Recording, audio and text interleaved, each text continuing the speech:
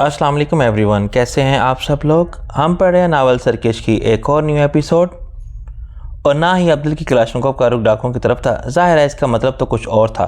दूसरे ही लम्हे यह मतलब वाज़ह भी हो गया जब अब्दुल नहायत मुअद्दबाना लहजे में जानू को मुखातिब किया, साईं मैंने तमाम नौकरों और नौकरानियों को एक कमरे में बंद कर दिया है, लेकिन अफजल खान हवेली में कहीं नहीं है और वो वापस भी नहीं गया है। वो पाँचों यकलख्त पहले से ज़्यादा चौकन्ने हो गए और जानू सर हिलाते हुए बोला, इसका मतलब है कि वो इसी कमरे में है।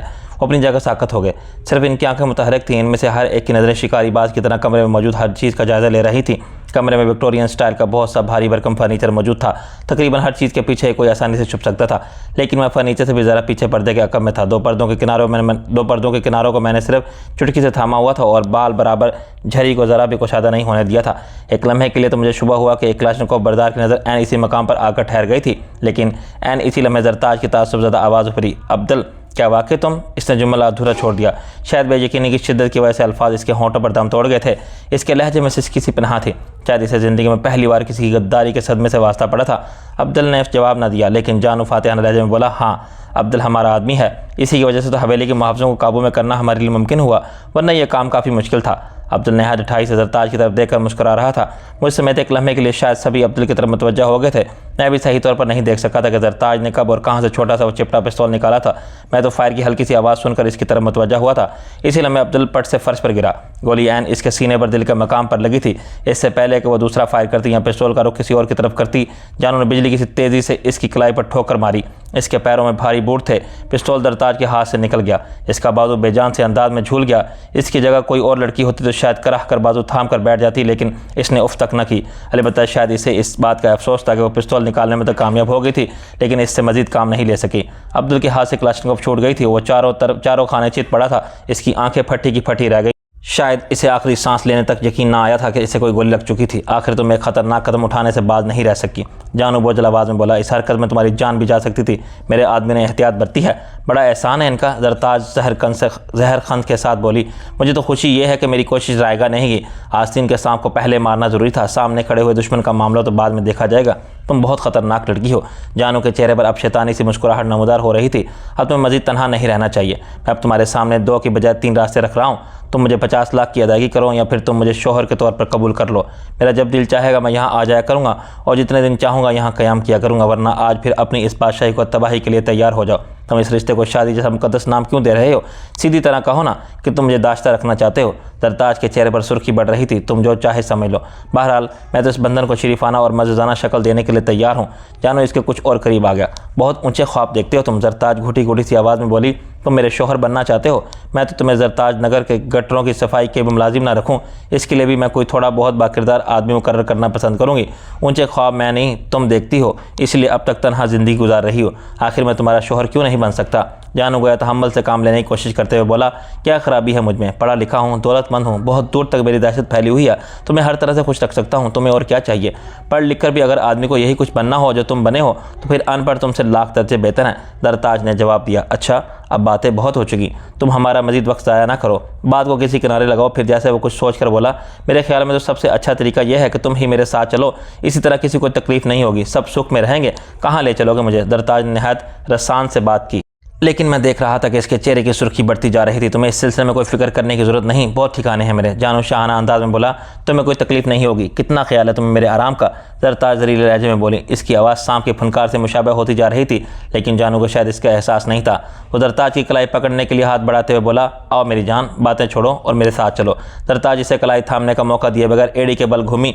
दूसरे ही लम्हे जानू के जबड़े पर ऐसी लात पड़ी कि मेरे अंदाजे के मुताबिक इसका जबड़ा चटक गया होगा या अपनी जगह से हिल गया होगा। वो बुरी तरह लड़खड़ाया। इस लड़की को वाकई अपनी जान की कोई परवाह नहीं थी। जानू के साथियों का गज़ब से बुरा हाल हो गया। यकदम इन्होंने ज़रताज के गिर्द घेरा तंग कर लिया और इन चारों कलाशनिकोव का रुख ज़रताज की तरफ हो गया, लेकिन शायद वो सरदार के इशारे के बगैर ट्रैगर नहीं दबा सकते थे। कम अज़ कम ज़रताज को गोलियों से छलनी नहीं कर सकते। इन्हें मालूम था कि इनका सरदार इस मुजस्सम शोले को जिंदा ही काबू में करने के लिए किस तरह तड़प रहा था, इसलिए वो अब भी ट्रैगर दबाते दबाते रह गए थे। लेकिन इसमें शक नहीं था कि वो खुद पर मुश्किल से काबू रखे हुए थे। ताहम ज़रताज ने अपनी जान पर खेल कर मुझे वो मौका फराम कर दिया था जिसका मैं मुंतज़र था। मैं यही चाहता था कि वो खा एक लम्हे के लिए ही सही, लेकिन क्लाशनकोफ का रुख किसी एक तरफ ही हो जाए। मेरे लिए सबसे ज़्यादा वो क्लाशनकोफ खतरनाक थी जिसका रुख ही इस पर्दे की तरफ था जिसके पीछे मैं छुपा हुआ था, क्योंकि इस क्लाशनकोफ वाले डाकू को यह मालूम नहीं था, लेकिन जो ही मैं पर्दा हटाता टैगर दब सकता था। अब कम अज़ कम एक आध लम्हे के लिए खतरा टल गया था। जरताज ने जानू को कराटे का जो दाव दिखाया था, इससे संभलने के लिए इसे कई सेकंड दरकार थे। वो तो आदमी मजबूत था, वरना शायद ढेर हो चुका होता। मैं इसी लम्हे पर्दे दोनों तरफ हटाकर सोफे के ऊपर से छलांग लगा चुका था जब क्लाशनकोफ का रुख दरताज की तरफ हुआ था। मैंने इस क्लाशनकोफ पर छलांग लगाई थी जो अब्दुल के हाथ से निकली थी। इसे किसी ने उठाने की जहमत नहीं की थी और वो मुझसे करीब थी। डाकुओं को फ़ौरन मालूम हो गया था कि पर्दों के अकब से कोई चीज़ तकरीबन उड़ती हुई निकली थी, लेकिन इससे पहले वो मेरी तरफ मुड़ते और मुझे सही तौर पर देख पाते मैं क्लाशनकोफ उठाते हुए कुछ और आगे लड़क चुका था। अब चारों ही डाकू बैक वक्त मेरी तरफ घूमे। मैंने उठने की कोशिश नहीं की। इनमें से दो मेरी गन की जद में आ चुके थे। मैंने लेटे ब्रश मारा। अगर मुझे एक साने की ताखीर हो जाती तो वो दोनों ब्रश मार चुके होते। वो दोनों आड़े तिरछे ढेर हो गए। बाकी दोनों सिर्फ इसलिए गोली चलाने में एक लम्हे के लिए झुझक गए कि इनके अपने साथी इनकी जद में थे। इनकी तो वो रुकावट दूर हो गई थी क्योंकि इनके वो दोनों साथी ढेर हो गए थे, लेकिन मैं अंधाधुंध दूसरा ब्रश ना मार सका क्योंकि इस तरफ जरताज के भी गोलियों की जद में आने का अंदेशा था। मैंने बाकी दोनों डाकुओं की मुतवक्का फायरिंग से बचने के लिए दूसरी तरफ लौट लगाई। इस दौरान जरताज ने एक अहम काम कर दिखाया। इसने एक डाकू की कमर पर इतने ज़ोर की लात रसीद की कि वो कुर्बानी के बकरे की तरह ऐन मेरे सामने आ गया। इस दौरान इसकी क्लाशनकोफ ने गोलियां उगली, लेकिन गन का रुख फर्श की तरफ हो चुका था। दूसरे ही लम्हे मैंने हल्का सा ब्रश मारा और वो भी ढेर हो गया। इसके साथ ही मैं लौट लगा कर एक बार फिर अपनी जगह से हट गया। ये मेरी खुशकिस्मती थी कि मैं इतनी फुर्ती दिखाने में कामयाब हो गया था, क्योंकि जो ही मैं इस जगह से हटा वहाँ ब्रश पड़ा। मैं बाल बचा था। दूसरी बार मैं गन सीधी नहीं कर सका था कि चौथी डाकू गन का रुख बदल लिया। इस बार यकीनन मैं गोलियों का निशाना बन गया होता, क्योंकि मैं बर वक्त अपनी गन को फायरिंग पोजीशन में नहीं ला सका था। इसी लम्हे जरताज की टांग एक बार फिर हरकत में आई। इसने नहायत हाजिर दिमागी का मुजाहरा किया था कि डाकू की कलाई पर इस तरह लात रसीद की कि क्लाशनकोफ ऊपर की तरफ उछली। वो गोलियां जो शायद मेरे जिस्म में पेवस्त होती छत में लगी थी। एक फानूस का थोड़ा सा हिस्सा इनकी जद में आया। कुछ प्लस्तर और शीशे की कुछ किरचियाँ नीचे गिनी। तकरीबन इनके साथ ही डाकू भी फर्श पर गिरा, क्योंकि इस दौरान मैं ब्रश मारने में कामयाब हो चुका था। जानू की तरफ से मैं इस दौरान इसलिए 3-4 सेकंड बेफिक्र रहा था कि जब जरताज ने इसके जबड़े पर लात रसीद की थी तो इसके लड़खड़ाने के दौरान इसके कंधे से गन गिर चुकी थी। मैंने यह ख्याल तो रखा कि इस दौरान वह गन उठाने के लिए नहीं झुका था। बाजी यूं यकदम उलटती देखकर वो शायद बदहवास हो गया था, लेकिन जब तक मैं चौथे डाकू से निमटने में कामयाब हुआ, इस दौरान वो संभल कर एक काम दिखाने में ज़रूर कामयाब हो गया था। जरताज जिसने अपनी हाजिर दिमाग से मुझे तो चौथे डाकू की फायरिंग से बचा लिया था, वो खुद अपना ख्याल न रख सकी। वो ऐन जानू के सामने आ गई। जानू ने लपक कर इसकी गर्दन बाजू के शिकंजे में कसते हुए और इसका बाजू मरोड़ कर पुष्ट पर लाते हुए इसे काबू में कर लिया। इसने जरताज को अपनी ढाल बना लिया था। मैं इस पर गोली नहीं चला सकता था। अगर इसके जबड़े पर पड़ने वाली लात ने इसका दिमाग ना हिलाया होता तो शायद इस दौरान वो कोई और ख़तरनाक काम दिखा चुका होता। आदमी वो बहरहाल खासा ख़तरनाक और ताकतवर था। गन फेंक दो वरना मैं इसका गला घोंट दूंगा, वो फटी सी आवाज़ में चिल्लाया। मुझे अंदाज़ा हो चुका था कि जरताज आसानी से इसके काबू में आने वाली चीज़ नहीं थी। यह महज इत्तफाक था कि वो बहुत बुरी तरह फंस गई थी और इसके शिकंजे में आ गई थी। सरे दस्त तो वो बेबस ही मालूम हो रही थी। जानू ने अपनी धमकी सच कर दिखाने के लिए जरताज के गले पर बाजू का दबाव कुछ बढ़ा दिया। जरताज की आंखें हल्कों से बाहर आने लगीं। मैंने गन फ़ौरन फेंक दी और आहिस्ते से उठ खड़ा हुआ। जानू की आंखों में वहशत थी जो इसकी बदहवासी की निशानदही करती थे। मैंने अपनी मुर्तश सांसों पर काबू पाने की कोशिश करते हुए कहा, जिस पर कुर्बान हुए जा रहे थे इसी को ढाल बना लिया। लानत है तुम्हारी ज़िंदगी पर। इसने कोई जवाब न दिया। वो जज्बाती बातों में उलझने का कायल मालूम नहीं होता था। वो बदस्तूर जरताज को ढाल बनाए ज़रा सा घूमते हुए धीरे धीरे दरवाजे की तरफ खिसकने लगा। अजीब बात थी कि कमरे में कई क्लाशनकोफें बिखरी हुई थी और किसी तरफ एक पिस्टल भी पड़ा था, लेकिन हम में से कोई इनमें से एक गन भी नहीं उठा सकता था। तुम्हारा ख्याल है तुम इसी तरह जरताज को ढाल बनाने इतनी बड़ी हवेली में से जिंदा सलामत गुजर जाओगे? मैंने अपनी दानस में इसे बातों में लगाकर इसके साथ साथ धीरे धीरे खुद भी दरवाजे की तरफ खींचने की कोशिश की, लेकिन इसे इसका एहसास हो गया। वो इसी वहशतज़दा अंदाज में फटी सी आवाज़ में चिल्लाया, तुम आगे मत बढ़ो, वहीं खड़े रहो वरना। इसने जरताज की गर्दन को खफीफ सा झटका दिया। जरताज इस हालत में भी यकीनन पूरी कोशिश कर रही थी कि इसके चेहरे से अजियत का इजहार न होने पाए, लेकिन मेरे लिए इसकी कैफियत का अंदाज़ा करना मुश्किल न था। जानू ने इसे तकरीबन मेरी ही तकनीक से दबोच रखा था, इसलिए वो बेबस नजर आ रही थी। मैं अपनी जगह साकत हो गया। जानू का वाकी टाकी भी गिर गया था, लेकिन इसने इसे भी उठाने की कोशिश नहीं की थी। मेरी नज़र इस पर जमी हुई थी और मैं कोशिश कर रहा था कि पलक बिना झपकूं। इस किस्म की सूरत हाल में अगर कोई मौका मैसर आता भी है तो वो बस कुछ इस किस्म का होता है कि पलक झपकते में भी कुछ करके दिखाना होता है। जानू लाशों से बचता हुआ दरवाजे की तरफ खिसकता जा रहा था। अगर कमरा इतना तवील और अरीज ना होता तो शायद किसी लाश में इसका पाँव उलझने की उम्मीद रखी जा सकती थी। वो इस वक्त दरवाजे के काफ़ी करीब पहुँच चुका था जब किस्मत ने मुझे वो मौका फराहम किया जिसकी उम्मीद के लिए मैं इस पर नज़र जमाए खड़ा था। मुझे भी नहीं मालूम था और जानू ने भी यकीनन नहीं देखा था कि अब्दुल जब गोली खाकर गिरा था तो इसकी पगड़ी सर से उतर गई थी और खुलकर ज़रा दूर तक फैल गई थी। जानू का पाँव नहायत मामूली हद तक इसमें उलझा, लेकिन वो चूँकि वहशत ज़्यादा था एक लम्हे के लिए ठटक सा गया और शायद इसी लम्हे जरताज की गर्दन पर इसके बाजू का शिकंजा ज़रा ढीला पड़ गया। जरताज ने इस मौके से फ़ायदा उठाने में कमज़ोरी नहीं दिखाई। इसने ज़रा सा झुकते हुए यकदम जानू जैसे नहीम और सहीम शख्स को पुष्ट पर उठाते हुए सामने की तरफ उछाल दिया। जानू लाशों के दरमियान दबी इस कलीन पर आ गिरा। मैंने फ़ौरन इस पर छलांग लगाई। इस कोशिश में मुझे चोट भी लगी क्योंकि इसने इसी लम्हे घुटने मरोड़ लिए थे और मैं घुटनों पर ही गिरा था, लेकिन मैंने चोट की परवाह नहीं की और इसकी गर्दन दबोचने की कोशिश की। मैं इस कोशिश में कामयाब नहीं हो सका। इसने मुझे घुटनों पर उछाल दिया, लेकिन मैं दूर जाकर नहीं गिरा। इसके करीब ही लुढ़क गया। हम दोनों बैक वक्त ही उठे। शायद ये जानू की गलती थी कि वो एक क्लाशनिकोव उठाने के लिए लपका था। मैंने इसकी पसलियों में ठोकर रसीद की। जिस नफरत से मैंने इसे वो ठोकर रसीद की, जिससे मेरे ख्याल में इसकी एक आध पसली तो टूट कर फेफड़े में घुस जानी चाहिए थी। जिस्म जसीम होने के बावजूद वो इस ठोकर से खासा उछला और कुछ दूर जा गिरा, लेकिन जख्मी चीते की तरह फ़ौरन ही तड़प कर उठ खड़ा हुआ। बदबख्त अय्याश और शराबी होने के बावजूद खासा ताकतवर और फुर्तीला था। इस बार वो कोई गन उठाने के लिए नहीं झपटा था, बल्कि किसी गजबनाक सांड की तरह इसने मुझे टक्कर रसीद करने की कोशिश की थी।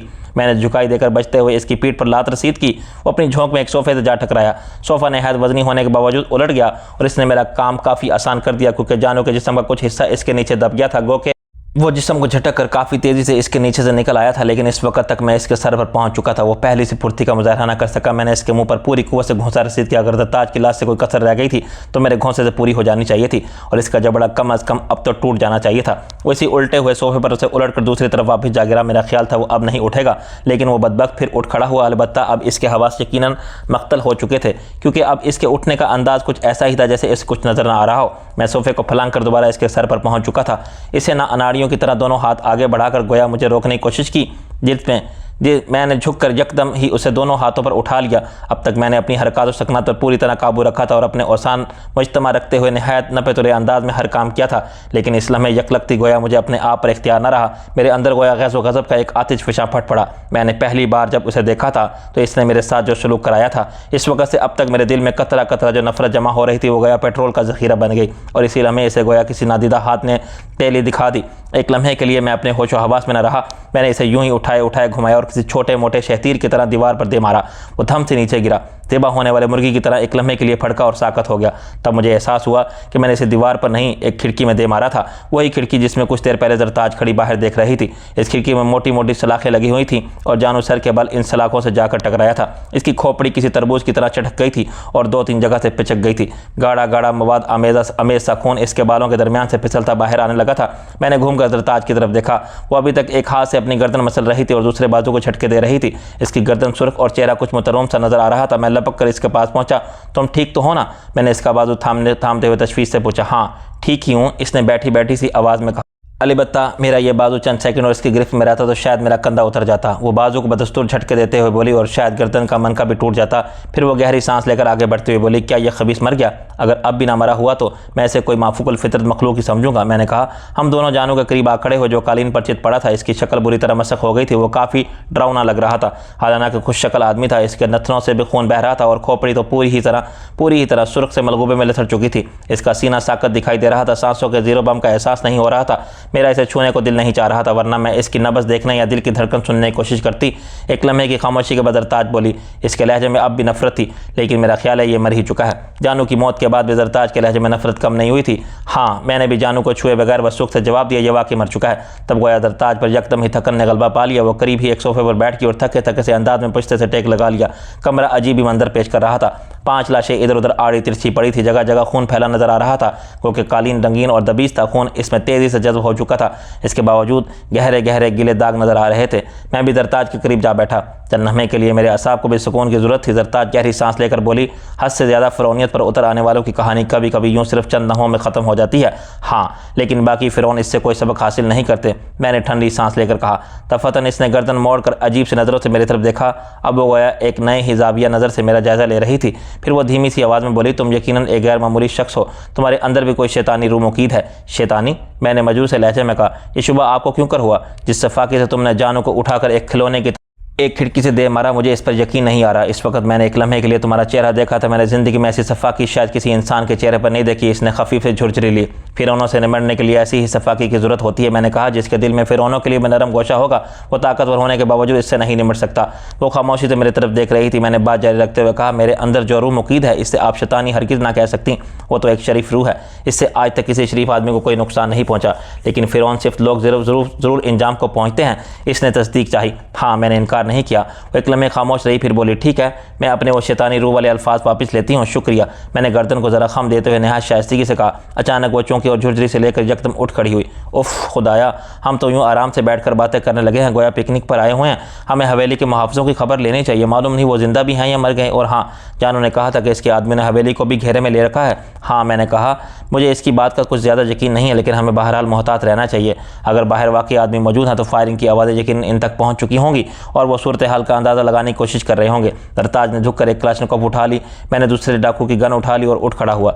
इस वक्त अगर हमारे पास दूर मार राइफलें मौजूद होती तो अच्छा था। मैंने कहा, मेरे पास तहखाने में चंद राइफलें मौजूद हैं, मेरे साथ हो। वो दरवाजे की तरफ बढ़ी। इस तरफ यकदम मुँह उठाकर बाहर ना निकलें। मैंने इसका हाथ पकड़कर इसे रोक लिया और पहले इस कमरे की बत्तियां बुझा दी। वो एक लम्हे के लिए ठटकी, फिर इसने मेरी हदायत पर अमल किया। अंधेरे में हम दोनों शाना बशाना कमरे के दरवाजे पहुंचकर पहले मैंने रुकू किसी हालत में चौकट से लगकर बाहर निकली और निकलते ही पहले चंद लम्हे के लिए दीवार से लगकर सूरत हाल का जायज़ा ली। मैंने सरगोशी में से हिदायत की। ये एहतियात हमारे काम आ गई और यह भी हमारी खुशकिस्मती थी कि हम बड़े सही वक्त पर कमरे से निकल आए थे। अगर हम सिर्फ चंद लम्हे वहीं बैठे रहते तो न जाने हमारा क्या अंजाम होता।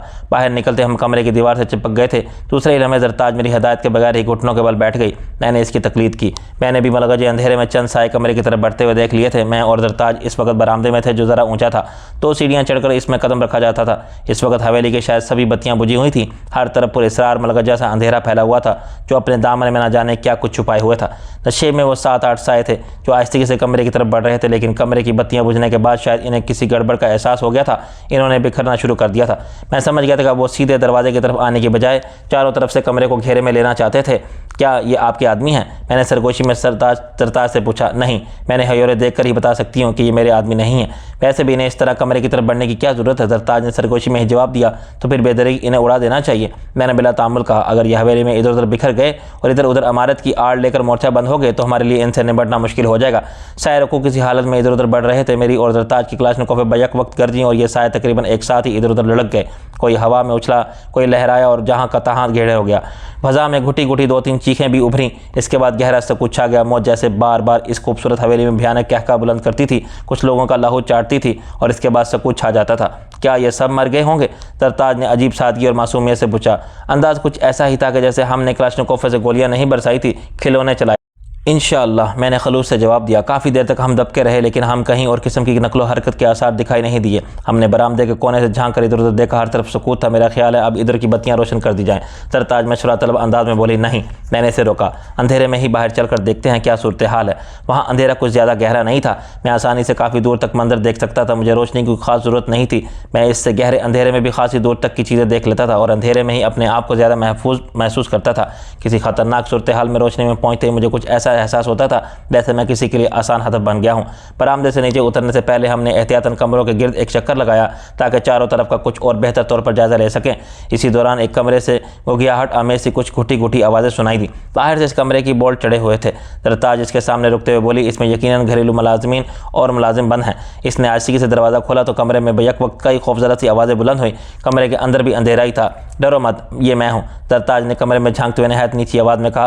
वो कमरा छोटा सा था, लेकिन इसमें बहुत से अफराद भेड़ बकरियों की तरह ठुसे हुए थे। रईसानी जी, अल्लाह का लाख लाख शुक्र है आप खैरियत से हैं। किसी उम्र रसीदा मर्द ने गहरी सांस लेकर कहा। ये सब क्या हो रहा है? कुछ नहीं, बस ज़रा हवेली में कुछ डाकू घुसाए थे, वो सब मारे जा चुके हैं। सरताज ने बेपरवाही से जवाब दिया। तुम लोग अपने अपने ठिकाने पर जाओ, डरने की जरूरत नहीं।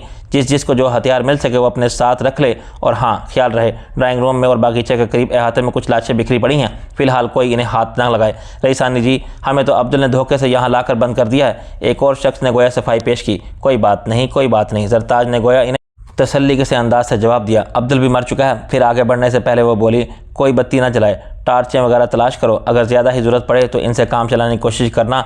और मैं और अफजल खान हालात का जायज़ा लेने बाहर जा रहे हैं। हम दरवाज़ा खुला छोड़कर सीढ़ियों की तरफ चल दिए। रास्ते में सरताज बोली, ये सब बेचारे घरेलू किस्म के काम काज करने वाले सीधे साधे लोग हैं। इन्होंने शायद कभी सोचा भी नहीं था कि डाकू इस हवेली में भी घुस सकते हैं।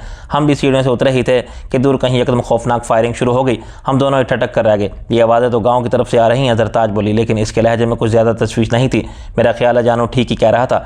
मैंने कहा, इसने हवेली के बाहर बाहर भी आदमी खड़े किए हुए थे और शायद गाँव को भी कुछ लोगों ने घेर रखा था। इन्हें चूँकि बहुत देर से सिग्नल नहीं मिला और इन्होंने हवेली की तरफ से फायरिंग की आवाज़ें भी सुनी होंगी, इन्होंने अंदाज़ा लगा लिया होगा कि हवेली में कुछ गड़बड़ हो गई है, लिहाजा इन्होंने अब जानों के बगैर ही गाँव पर हमला कर दिया है। तुम्हारा ख्याल सही मालूम होता है? ज़रताज बोली। हमें जल्दी इनकी मदद को पहुँचना चाहिए।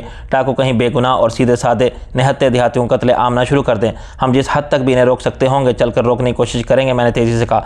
ज़रताज गालिबन मेरे लहजे की तशवीश को महसूस करते हुए बोली, तुम्हें ज़्यादा परेशान होने की ज़रूरत नहीं। डाकू ना तो आसानी से गाँव में घुस सकते हैं और ना ही कोई बड़ी कार्रवाई कर सकते हैं। वो क्यों?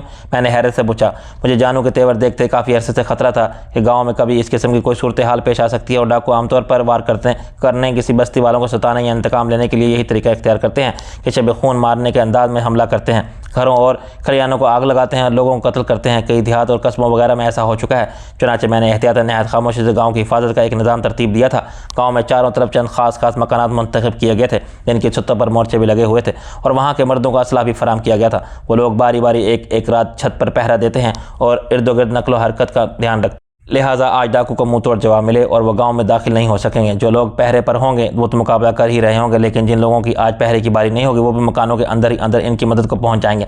फिर वो एक लम्हे के लिए कान लगाकर सुनने के बाद बोली, ज़रा गौर से सुनो, तुम्हें अंदाज़ा हो जाएगा कि फायरिंग दो तरफा हो रही है। हाँ, मुझे अंदाज़ा हो चुका है। मैंने कहा, कितने अफसोस की बात है, हम अपने ही मुल्क में बाज़ मकामात पर तो गोया हालत जंग में ज़िंदगी गुजार रहे हैं, इसमें क्या शक है। एक लम्हे के लिए इसके लहजे में भी अफसरदगी झलक आई, लेकिन फिर वो सर झटकते हुए बोली, बहरहाल हम इनकी मदद के लिए ज़रूर चलेंगे। मुझे उम्मीद है कि हम दोनों के जानने से काफ़ी फ़र्क पड़ जाएगा।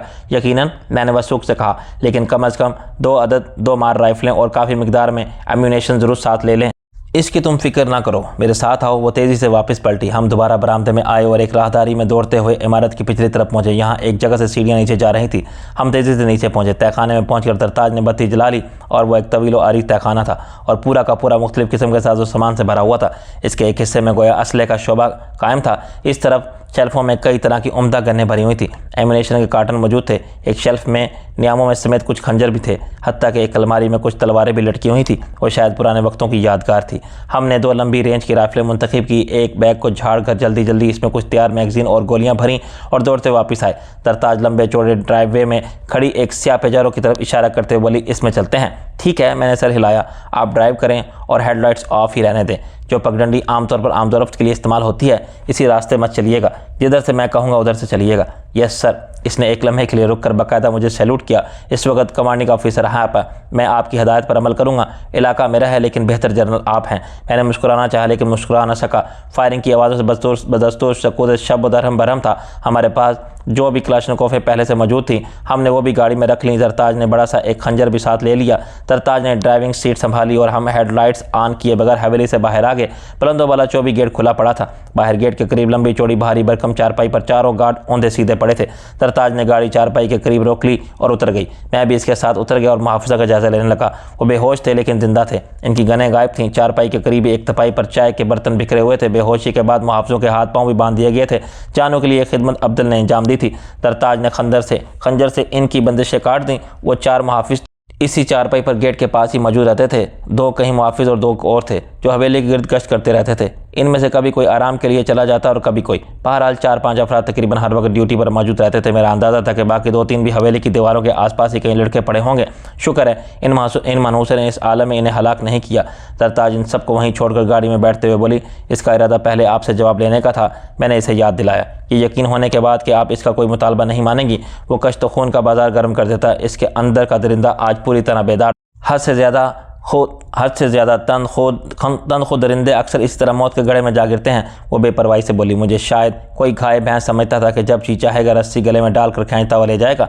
मैं ही इस इलाके में इसके रास्ते में सबसे बड़ी दीवार भी थी, वरना बाकी सब जिम्मेदारों में से कुछ तो इसने नकेल डाल रखी थी और कुछ से गठ जोड़ कर रखा था। अब वो मुझे सरनगू करना चाहता था। बेचारे की बाजी बिल्कुल ही उलट गई। मैंने कहा, इधर से इसके साथियों ने भी गांव को बिल्कुल मफतूहा इलाका समझकर घुसने की कोशिश की होगी तो गोलियों ने इनका इस्तकबाल किया होगा। शुक्र है मैंने रात की चौकीदारी के इस मंसूबे की खैर आम नहीं होने दी थी, खबर आम नहीं होने दी थी। अब्दुल को तो बिल्कुल पता नहीं था, वरना ये इतला भी जानों को पहुँच चुकी होती। ज़रताज बोली, वो एक परछाई की तरह मेरे बराबर बैठी थी और हम घने दरख्तों के दरमियान एक और नामवर रास्ते से गाँव की तरफ जा रहे थे। मेरी कोशिश थी किसी भी कमिंगा में मौजूद कोई भी डाकू हमारी गाड़ी को आते ना देख सके। वैसे इसका खतरा कम ही था क्योंकि गाड़ी का रंग स्याह था और वो अंधेरे में तो कुछ फासले से मुश्किल ही नजर आ सकती थी। इसके इंजन की आवाज़ भी बराए नाम थी। फायरिंग की आवाज़ लम्हा ब लम्हा करीब आती जा रही थी। दरख्तों का सिलसिला खत्म होने लगा तो मैंने कहा, बस गाड़ी यहीं रोक दीजिए, बाकी फासला हम पैदल तय करेंगे। इस दौरान शायद कुछ अंदाज़ा हो जाए कि डाकू कहाँ कहाँ छुपे हुए हैं। दरताज ने गाड़ी रोकी ही थी कि एक जोरदार छनाका हुआ और दरताज यकदम मुझ पर आन गिरी। मैंने बुखलाकर अंधेरे में दरताज को टटोला, लेकिन वो मेरा हाथ हटाते हुए जल्दी से बोली, बस बस बस, मैं ठीक हूँ। मैंने इत्मीनान की तवील सांस ली।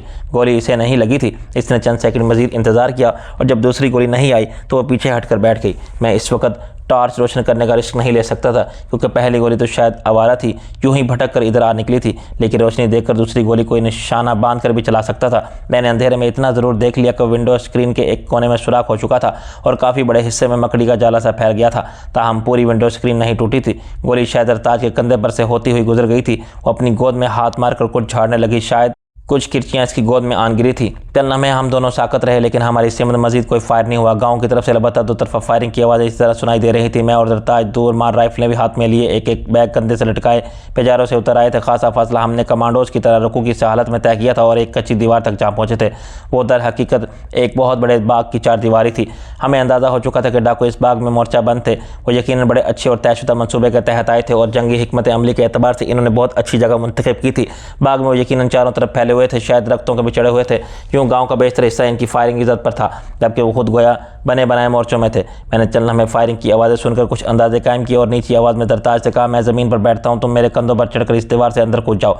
इस दीवार पर चढ़ने के लिए मुझे तुम्हारे कंधों पर चढ़ने की जरूरत नहीं, वो इत्मीनान से बोली। इसने अपनी गन बैक वक्त मुझे थमाया और बाजू ऊंचे करके हाथ दीवार पर जमाए। दूसरे ही लम्हे इसके जिस्म ने नागन की तरह बल खाया और एक बंदरिया की फुर्सी से दीवार पर वो चढ़ गई। गो कि इसके लिए मेरे जहन में आने वाली ये दोनों तशबीहात मुझे कतन अच्छी नहीं लगी थी। वो ना तो नागन की तरह जहरीली थी और ना ही बंदरिया की तरह मुझहका खेस, लेकिन सिर्फ लचक और फुर्ती इसमें इन दोनों जैसी नजर आई थी। दीवार पर बैठकर इसने झुककर मुझसे गने और बैग लिए। दूसरे लम्हे मैं भी दीवार पर चढ़ गया। हम खैर आफियत बाग में कूदने में कामयाब हो गए। किसी गोली ने हमारा इस्तकबाल नहीं किया था। गो कि गाँव की सिमत में फायरिंग बदस्तूर जारी थी। हम अकब से बाग में दाखिल हुए थे और दीवार से लग कर बैठ गए थे। दरताज नीची आवाज़ में बोली, मैं इस तरफ जाती हूँ, तुम इस तरफ जाओ। किस्मत में हुआ तो दरवाजे की तरफ हम फिर आन मिलेंगे। इसका मकसद था कि हम दोनों दाएं बाएं तरफ से बाग के गिर्द होते हुए जितने भी डाकुओं की तलाश कर हलाक कर सकेंगे या कर दें और बतदरीज आगे बढ़ते रहें हत्ता कि बाग के गेट की तरफ हम एक दूसरे के सामने आ जाएं। लेकिन फिलहाल इसे महज एक ख्वाब या तमन्ना भी कहा जा सकता था, क्योंकि रास्ते में खुद हमारे मारे जाने का बहुत ज़्यादा इम्कान था। हम किसी दरख्त को मोर्चा नहीं बना सकते थे। कुछ नहीं कहा जा सकता था कि इस दरख्त पर डाकू मौजूद हैं या कहाँ दरख्तों के दरमियान कोई मोर्चा बंद हो। इस तजवीज़ का एक अच्छा पहलू यह था कि अगर हम दोनों कमांडोज के मखसूस अंदाज में तेज़ी से फायरिंग करते और ग्रेनेड फेंकते हुए साथ ही नहायत फुर्ती से पोजीशन बदलते हुए अपने आप को बचाकर आगे बढ़ सकते तो डाकुओं को यह तासुर मिल सकता था कि इन्हें घेरे में लेने के लिए कुछ लोग या पुलिस फोर्स वगैरह बाग में घुस गई है। इधर इन्हें जानों की तरफ से कोई सिग्नल नहीं मिला था, वो बुकलाहट का शिकार हो सकते थे। इस रोशन पहलू के बावजूद मैंने इस तजवीज़ को कबूल नहीं किया और कहा, हम इकट्ठे ही रहेंगे, ख्वाह जिंदा रहें या मर जाएं। इसने एक नज़र मेरी तरफ देखा। बाग में तारीकी ज़रा गहरी महसूस हो रही थी। मुझे भी दूर तक की चीज़ें देखने में वक्त दिक्कत पेश आने लगी थी, लेकिन मैं कम अज़ कम इसका चेहरा, इसकी आंखें तो अच्छी तरह देख ही सकता था। इसके चेहरे पर एक लम्हे के लिए रोशनी सी आई और मालूम हो गई। मैंने धीमे लहजे में कहा, आपका मेरे साथ रहना इसलिए ज़रूरी है कि इस बाग के रास्तों से आप ज़्यादा वाकिफ़ और मेरा ख्याल है लड़ाई की टेक्निक में आपसे बेहतर जानता हूँ। मुमकिन है ये महज तुम्हारा ख्याल ही हो, हकीकत से इसका कोई ताल्लुक ना हो। मुस्कुराई। इन हालात में भी बहुत वहशत ज़्यादा नहीं थी। इंसान को आधी फतह तो इस तरह हासिल हो जाती है कि इसके असाब शिकस्त ना खाएं। बाज़ औक़ात ख्याल हकीकत से ज़्यादा अहम होता है।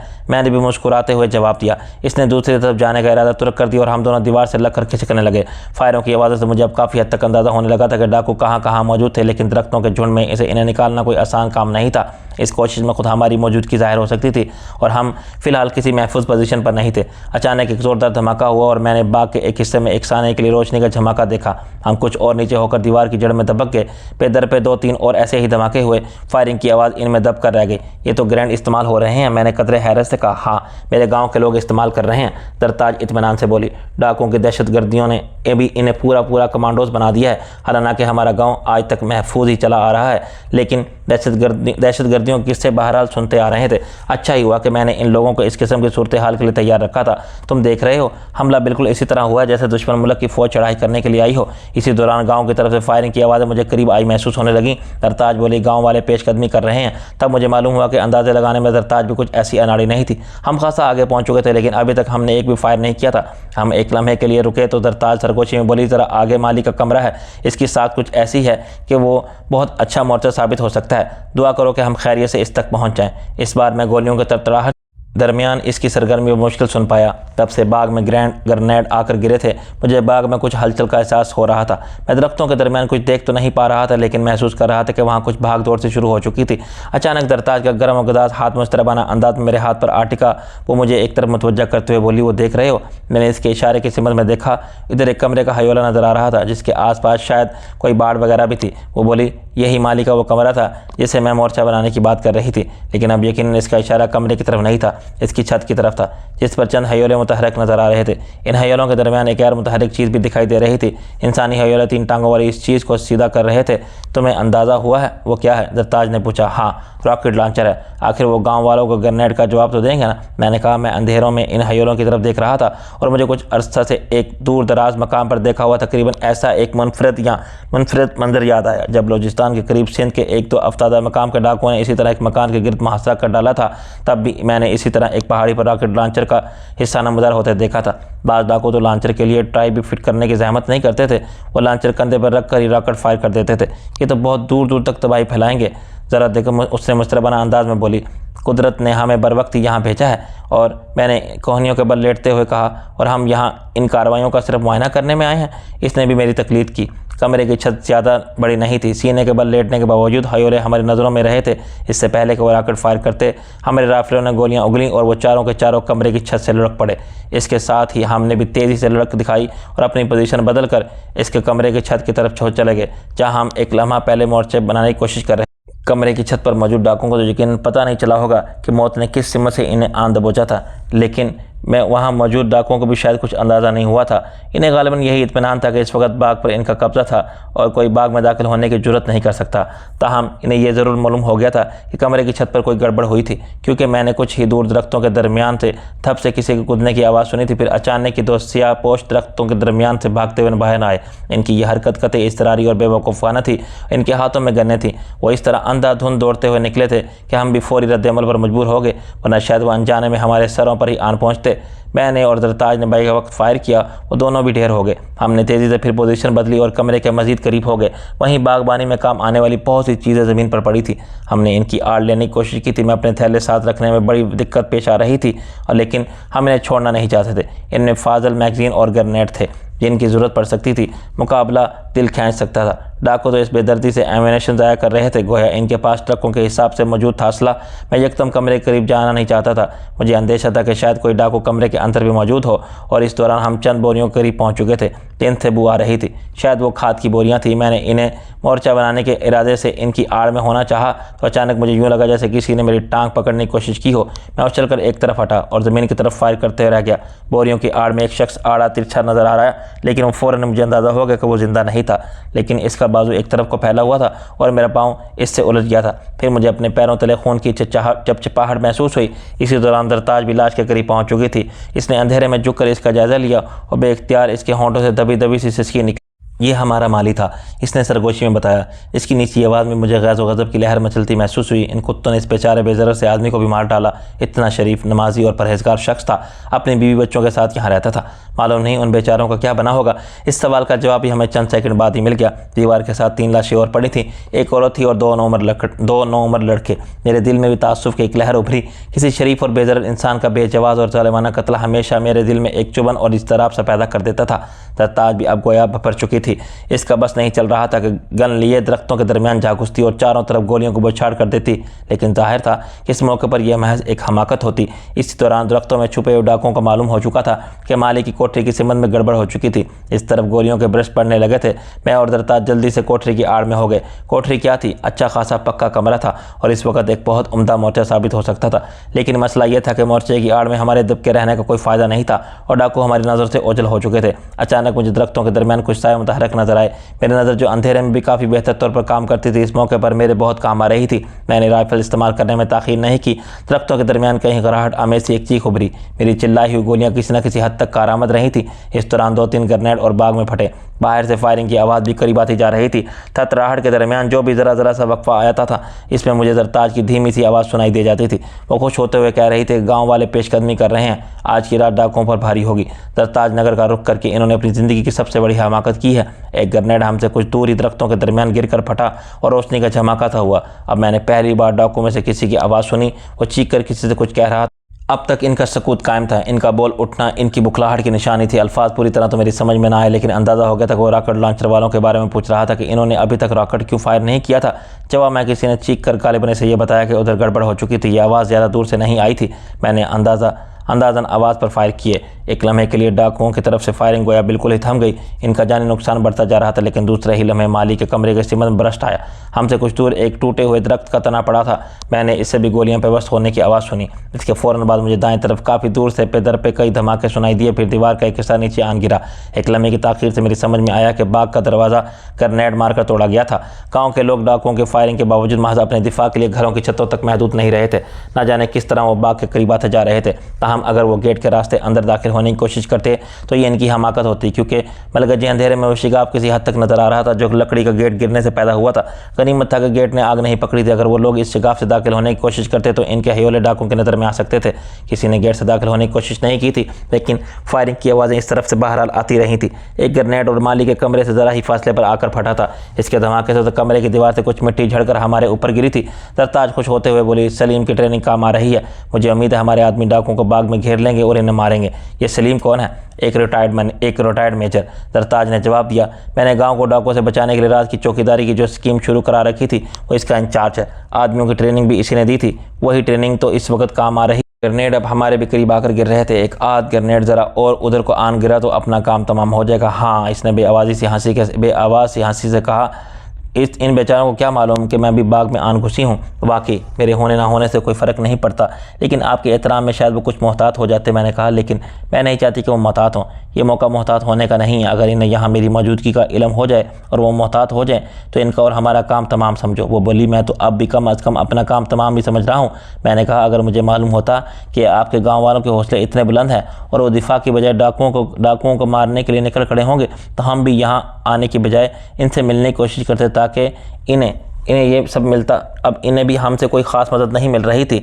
हम दोनों बड़े से पैकार फरीकों के दरमियान फंस गए थे। खैर, अब ऐसी बात भी नहीं है। वो बोली, हमारे यहाँ आने का फ़ायदा तो बहुत हुआ है। हम बहुत बर वक्त यहाँ पहुँचे थे। आते ही हमने रॉकेट लॉन्चर इस्तेमाल करने वालों को ठिकाने लगा दिया था। यही बहुत अहम काम था। गाँव वालों के बाग से दूर रहते हुए ये काम करना बहुत मुश्किल था, और डाकू चंद रॉकेट फायर करने में कामयाब हो जाते तो गाँव में इस पेशकदमी की हिम्मत ना पड़ती। इनके लिए अपने घरों बचाना ही मुश्किल हो जाता। न जाने कितने लोग मरते और मकान तबाह होते। इसके अलावा हमने 2-3 दूसरे डाकुओं को भी हलाक किया है। थोड़ी सी देर में गांव का इतना हाथ तो बटा दिया है, ये क्या कम है?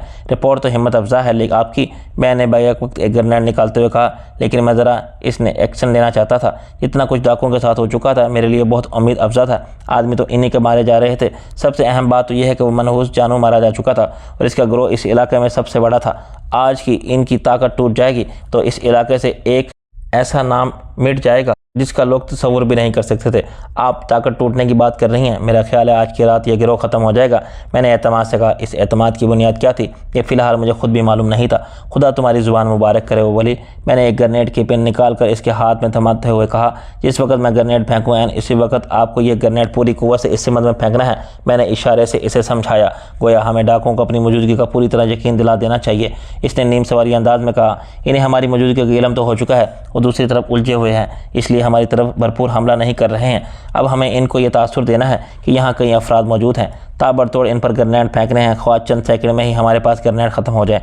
इसके साथ ही फायरिंग भी करनी है। इस मोर्चे से पूरा फ़ायदा उठाना है। इसी तरह गांव से जो लोग बाग को घेरे में ले रहे हैं, इन्हें भी अंदाज़ा हो जाएगा कि अंदर इनके साथ देने वाले कुछ लोग मौजूद। दूसरे डाकुओं पर तो तरफ से दबाव पड़ेगा। हमें किसी तरह इनको इन दरख्तों के दरमियान से निकालना है। दरख्त इनके लिए बहुत अच्छी पनागा बन गए हैं। वो मेरा मंसूबा समझ गई। मेरी तरह इसने भी बैक वक्त दोनों हाथों में पिन निकलते हुए 2 ग्रेनेड संभाल लिए। राइफलें हमने ज़मीन पर रख दी थी। मेरे इशारा करने से वो बोली, अगर जवाबन इन्होंने भी ग्रेनेड इस्तेमाल किया तो क्या होगा? हम तो महदूद सी जगह में फंसे हुए हैं। ये कमरा भी टूट कर हम पर गिर सकता है। मैं इतनी देर से यही अंदाज़ा लगाने की कोशिश कर रहा था। मेरा ख्याल है इनके पास ग्रेनेड नहीं है, वरना वो अब तक ज़रूर इस्तेमाल करते। जबकि इन्हें अंदाज़ा हो चुका है गाँव वाले दीवार के करीब पहुँच चुके हैं।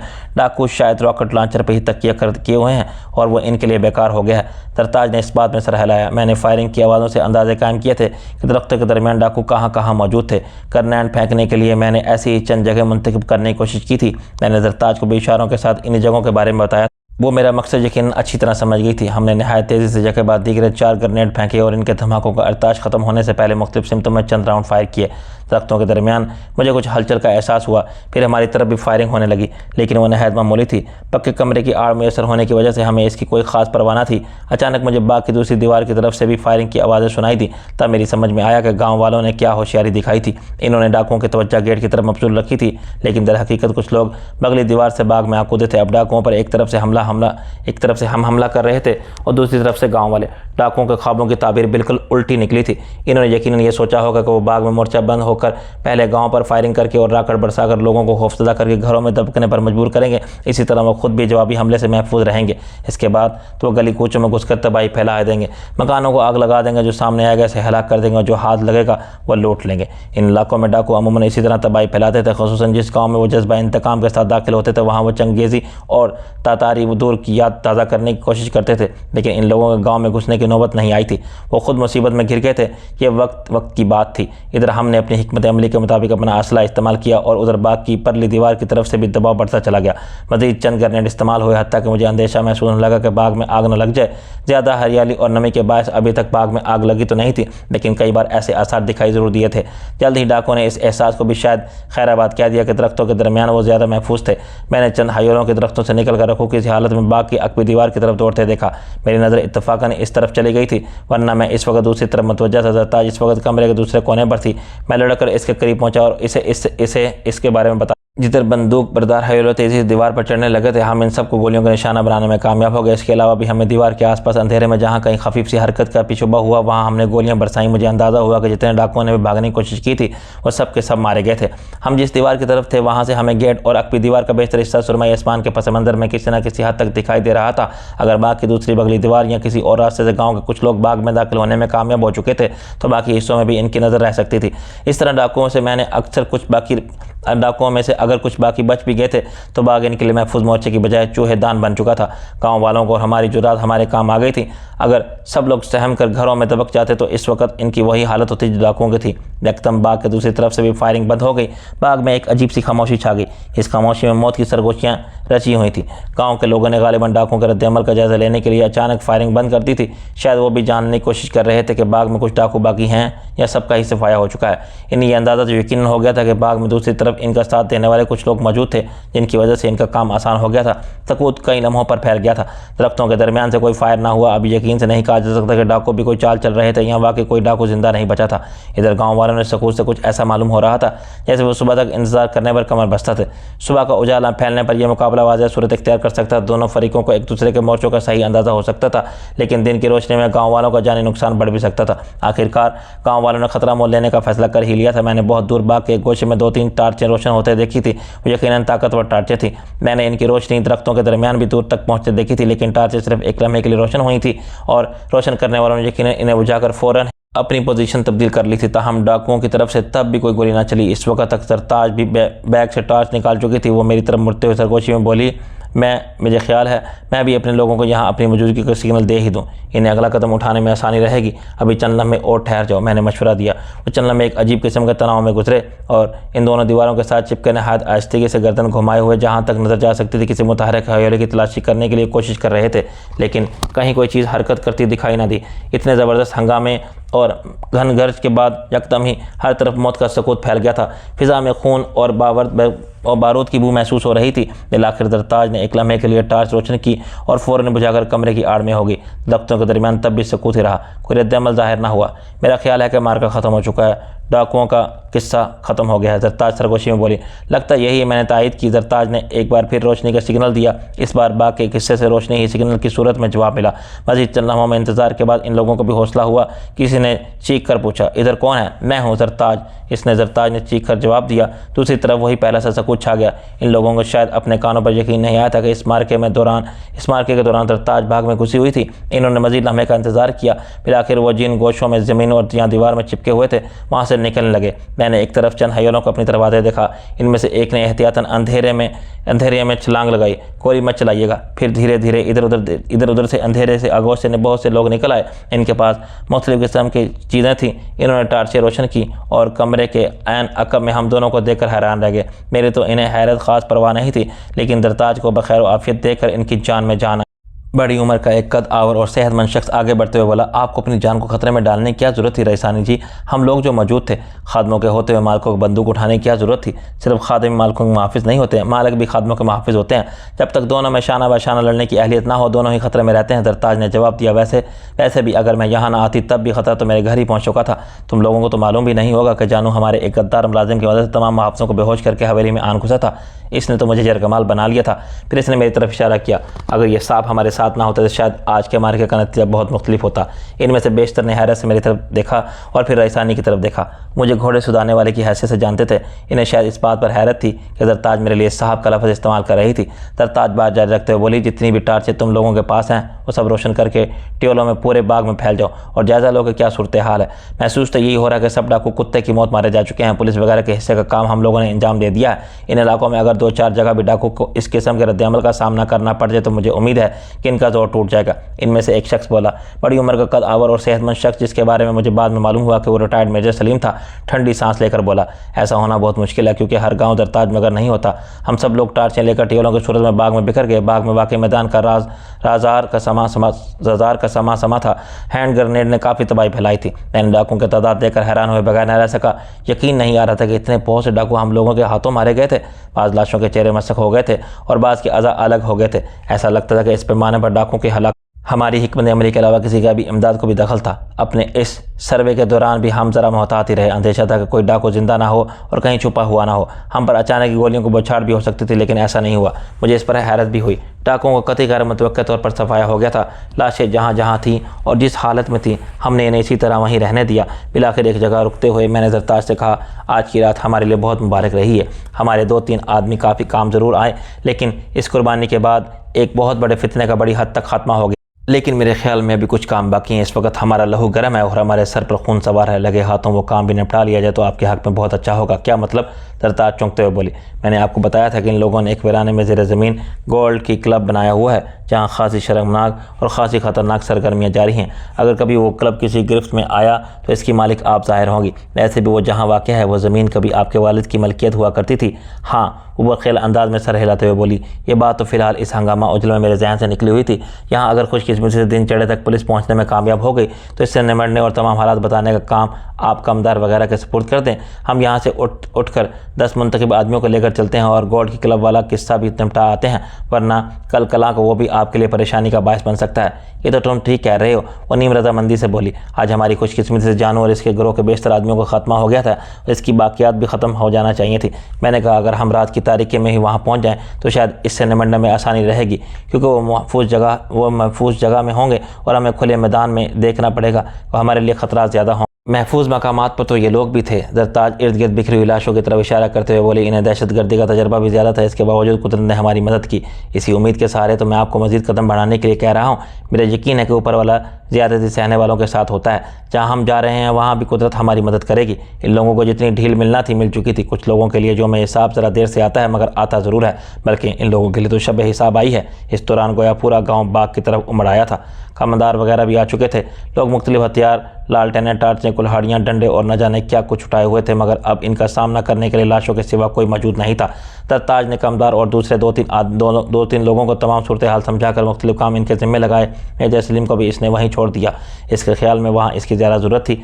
अलबत्ता जिन लोगों ने बाग में छुपे हुए डाकुओं के खिलाफ कमांडो एक्शन की तर्ज पर इस कार्रवाई की थी, इनमें से 10 अफराद को दरताज ने अपने साथ ले जाने के लिए मुंतखब कर लिया। हमने तेज़ी से कुछ तैयारियाँ की और 2 गाड़ियों में रवाना हो गए। मैंने दरताज और 3 दूसरे अफराद पेजारों में थे। बाकी लोग एक छोटे ट्रक जैसी पिकअप में थे। गाड़ी दरताज ड्राइव कर रही थी। इसमें अपनी याददाश्त के सहारे में इसका रहनुमाई कर रहा था। आसमान पर इक्का दुक्का तारों की मौजूदगी की वजह से अंधेरा इतना गहरा नहीं था जितना अमूमन वीरानों में होता है। मैं सिर्फ एक बार गोल्ड की क्लब तक गया था, लेकिन याददाश्त ने मेरा साथ दिया और आसार बताने लगे। मैं सही समझ में जा रहा था। जंगल बियाबान में कोई ऐसी खास चीज़ें तो मौजूद नहीं थी जिनकी निशानियाँ मुकर्रर की जा सकती थी। फिर भी मैं दरख्तों और टेलों वगैरह को देखकर एक गैर मज़े सी मानूसियत के सहारे दरताज की रहनुमाई करता जा रहा था। सितम दरीफी ये थी कि दरताज खुद यहाँ नहीं थी। जरताज को खुद याद नहीं था कि इसके मरहूम बाप की वो ज़मीन किस तरफ हुआ करती थी। जब मुझे एहसास हुआ कि हम मतलूबा मकाम के बहुत ही करीब, तो मैंने दोनों गाड़ियों का हेडलाइट्स ऑफ करवा दी। क्लब के गिर्द मैंने एक छोटा सा जंगल देखा था। अलग अंधेरे में मुझे इसके आसार दिखाई देने लगे थे। मुझे अंदेशा महसूस हुआ कि इंजन की खफीफ सी आवाज़ इन मुसल्लम मुहाफ़िज़ों तक ना पहुँच जाए जो दरख्तों के दरमियान गश्त करते रहते थे। मेरी हदायत पर गाड़ियाँ वहीं छोड़ दी गईं और हम खासे बड़े दायरे में बिखर कर पैदल आगे बढ़े। इस वक्त तक सुबह काजिब के आसार भी नमदार होने लगे थे। मुझे अंदेशा था कि दरख्तों के अक़ब में मौजूद लोग हमारे हयोले देख सकते थे, लेकिन ख़तरा मोल लिए बगैर चारा नहीं था। हम सीने के बल रेंग कर इतना फासला तय नहीं कर सकते थे। फ़िज़ा का सकूत किसी भी लम्हे गोलियों के तड़तड़ाहट से मुर्तश हो सकता था, लेकिन ऐसा नहीं हुआ। वो वक्त और जगह ऐसी थी कि वहाँ गहरा सकूत ही होना चाहिए था, लेकिन न जाने क्यों मुझे एहसास हुआ कि सकूत शब की चादर कुछ ज़्यादा ही दबीज़ थी। ये सकूत गैर मामूली था। दरख्तों के बिल्कुल करीब पहुँचकर मैंने सोचा कहीं वो लोग घात लगाए इंतज़ार न कर रहे हों कि हम बिल्कुल ही करीब पहुँच जाएँ, तब वो हमें गोलियों से भून डालें। मैंने सबको इशारा किया और हम सीने के बल लेट कर अपनी अपनी गन्ने संभाले रेंगने लगे। हमने बिलावजह ये मुशक्क़त उठाई। हम दरख्तों के दायरे में दाखिल होने वाले रास्ते से बेखैर वाफिस अंदर पहुँच के एक भी गोली न चली, लेकिन हम बेफिक्र और पुरसकून होने की बजाय मज़ीद मुस्तरब हो गए। इलाके मेरा इशारा पाकर एक एक करके सब उठ खड़े हुए और रकू किसी हालत में हम लोग इस मुख्तसर से जंगल के वस्त में वाक़ खंडर की तरफ बढ़े। चंद लम्हे बाद मैंने महसूस किया कि हम खाम खा इस तरफ एहतियात पसंदी में फंसे हुए थे। वहाँ तो कोई मौजूद नहीं था। अगर दरख्तों में कुछ लोग छुपे होते तो अब तक वो अपने आप को काबू नहीं रख सकते थे और हमारे खंडर तक पहुँचने तक दौरान दरख्तों में छुपा हुआ कोई एक शख्स भी क्लाशनों वगैरह से नहायत आसानी से हमारा खात्मा कर सकता था। लेकिन अभी तक कोई फायर नहीं हुआ था, बल्कि सकूत गोया कुछ और गहरा हो गया था। ताहम मेरे इशारे पर सब लोगों ने अपना मोहतात अंदाज बरकरार रखा था। हम चारों तरफ नज़र रखे हुए थे और खंडर की दीवारों के दरमियान से होते हुए मलबे पर चढ़कर मुस्ततिल शिफगाफ तक पहुंचे थे, जिसकी गहराई में फौलादी दरवाज़ा मौजूद था। इस वक्त वहाँ कोई मुहाफ़िज़ नहीं था। हम मैंने 5 अफराद को इस शिकाफ के गिर्द खड़ा किया। दरताज में और बाकी अफराद के बाद दीगर के शिकाफ में उतरे। मैं जब पिछली मरतबा खमीस खान के साथ यहाँ आया था तो मैंने एक ख़ास अंदाज में लीवर के ज़रिए मुहाफ़िज़ को ये दरवाज़ा खोलते देखा था। इस तरीके से मैंने भी वो दरवाज़ा फौलादी दरवाज़ा खोल दिया। इसमें कोई ख़ास दुश्वारी पेश नहीं आई थी। इससे आगे एक और भारी भरकम मजबूत चौबी दरवाज़ा हमारा मुंतज़िर था। ये दरवाज़ा इस तलाई चाबी से खुलता था जो मेंबरों के पास होती थी। मैंने ऐसे ही किसी मौके के लिए वो चाबी ख़ास तौर पर अपने पास महफूज रखी थी, जो खमीस खान को हलाक करने के बाद इसकी जेब से निकाली थी। इस चाबी से दरवाज़ा खोलकर दबे कदम मज़ीद चंद सीढ़ियाँ उतरकर हम नीचे पहुँचे। तहखाने में गहरी तारीकी थी। हम सब चंद हमें अपनी क्लाशनिकोव और राइफलों के रुख मुख्तलिफ सिमतों में किए दम सादे खड़े रहे थे, लेकिन क्लब में बदस्तूर गहरा सकूत छाया रहा था। पिलाकर हमने टार्चें रोशन कर ली। मुझे यकीन हो गया था वहाँ कोई मौजूद नहीं था। दरताज हैरत से चारों तरफ देख रही थी। इसके लिए वाकई ये एक नई दुनिया हैरत थी। इससे शायद अभी तक यकीन नहीं आया था कि इस वीराने में ज़ेर ज़मीन एक बाकायदा क्लब मौजूद था। टार्चों की रोशनी में हम सब क्लब का जायज़ा ले रहे थे। अचानक कहीं खटखसा हुआ। हमने फ़ौरन टार्चें बुझा दी और सीने के बल फर्श पर लेट के दूसरे हिला में रात के सकूत में दरो दीवार में खफीफ सा ताश महसूस हुआ। कहीं दूर शायद कोई मशीन स्टार्ट हुई थी। इसके फ़ौरन बाद ही हाल में तेज़ रोशनी फैल गई। हमारे सीने के बल फर्श पर लेटते होना एकदम ही कुछ मुज़क्का खेज से महसूस होने लगा। हमारी गन्नों की नालें इधर उधर घूम रही थी, लेकिन हमारे सामने कोई नहीं था, जैसे हम निशाना बनाते। फिर बुलंदी पर कहीं एक असीबी सा कहका सुनाई दिया। आवाज़ मुस्वानी थी। इस हाल के 3 अतराफ में बुलंदी पर सिनेमा की गैलरी की तर्ज पर कमरे ही कमरे बने हुए थे। आवाज़ इन्हीं में से एक कमरे से उभरी थी। हम सब की गन्नों का रुख इसी तरफ हो गया। इसके साथ ही हमने खिसकते हुए पीछे राहदारी में घुसने की कोशिश की, लेकिन हम सब एक साथ ही इसमें घुस नहीं सकते थे। इसका मतलब था कि अगर इस वक्त बुलंदी पर कोई खुद किसी महफूज चीज़ की आड़ में रहते हुए हमें निशाना बनाना चाहता तो आसानी से बना सकता था। लम्हे के लिए तो मेरी धड़कनें भी तेज़ हो गई थी। बाकी लोगों का न जाने क्या हाल था। क्लब की वीरानी का एक जवाब मेरी समझ में आया था कि जिसके बाद मैं मुतमईन हो चुका था। मैं इस नतीजे पर पहुंचा था कि इस क्लब को चलाने वाले तमाम लोग भी हकीकत में चौके डाकू ही थे। इसलिए आज दरताज नगर हमले में शामिल होने के लिए गए हुए थे, क्योंकि ये उनका एक बहुत ही ख़ास मिशन था। इम्कान यही था कि इसमें हिस्सा लेने के लिए गिरोह का हर रुकन पहुंचा होगा। दरताज नगर में जितने डाकू मारे गए थे, शायद इसमें गोल्ड की क्लब को चलाने वाले तमाम डाकू भी शामिल थे। अब मेरा यह ख्याल गलत साबित होता नजर आ रहा था। शायद यहाँ कुछ लोग मौजूद थे और हम गलत फहमी में मुबतला होकर एक किस्म के ट्रैप में आ फंसे थे। बुलंदी पर एक कमरे का दरवाज़ा झटके से खुला और एक औरत बालकोनी के जंगले पर आन खड़ी हुई। इसके पास कोई हथियार नजर नहीं आ रहा था, लेकिन सरदस्त यकीन से कुछ नहीं कहा जा सकता था। मैंने कोई मशीन से स्टार्ट होने की जो धीमी आवाज़ सुनी थी वह जनरेटर की थी। जनरेटर काले उन्नीस औरत ने स्टार्ट किया था। वो बड़ी बेखौफी से जंगले पर आन खड़ी हुई थी। हमें औंधा लेटे और गन्ने ऊंची किए देखकर इसने मुंह पर हाथ रखते हुए एक बार फिर बंद आहंग कहका लगाया। इसका अंदाज अब भी कुछ हदियानी सा और कुछ आसीबी सा था। शायद इसे हमारी हालत पर बहुत मुज़क्का खेज लगी थी। वहाँ से हंसकर दोहरी हुई जा रही थी। जब वो ज़रा सीधी हुई तो इसने चेहरे से हाथ हटाया तो मुझे इसकी सूरत शनासा सी लगी। दूसरे इलम में मुझे याद आ गया कि जब मैं खमीस खान के साथ यहाँ आया था तो इसने मुझे इस औरत की मेज़ पर बिठाया था और बस इसरार अयाशी के लिए आमादा करने की कोशिश की थी। इसने मुझे बताया था कि इस औरत का नाम कभी नूरी हुआ करता था, लेकिन इसने काफ़ी अरसा शहर में गुजारा था जहाँ वो नूरी से नूरीन हो गई थी। इसका अंदाज़ बता रहा था कि इस वक्त वो नशे में थी। वो जिस कमरे से बरामद हुई थी इसमें और किसी की मौजूदगी ज़ाहिर नहीं हो रही थी, लेकिन कुछ नहीं कहा जा सकता था कि बाकी कमरों के बंद दरवाज़ों के पीछे क्या था या कौन छुपा हुआ। मेरे साथ आए हुए अफराद में से 2 आदमी अचानक उठते और मेरे यहाँ जरताज के हुक्म पर इंतज़ार किए बगैर दौड़े हुए सीढ़ियों की तरफ पहुँचे और 3-3 सीढ़ियाँ एक साथ फलांगते हुए नहायत तेज़ी से ऊपर जा पहुँचे। चंद सेकंड बाद ही वो इसे दोनों बाजुओं से पकड़कर काबू में किए काफ़ी बेदर्दी से खींचते हुए नीचे ले आए। इस दौरान किसी और कमरे का दरवाज़ा नहीं खुला, इस पर किसी ने फायर नहीं किया।